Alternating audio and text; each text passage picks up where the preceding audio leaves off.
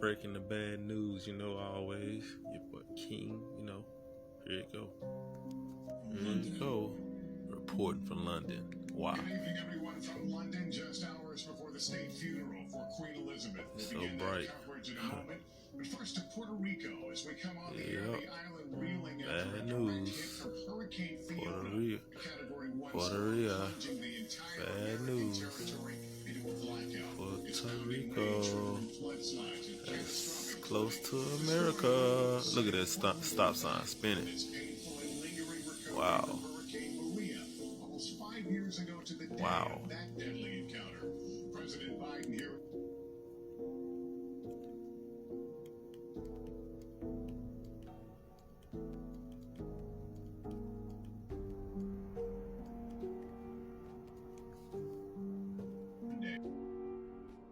Deaths have been reported. There you go, y'all. Here go another one. Remain throughout Monday morning. Historical. 6.9 magnitude.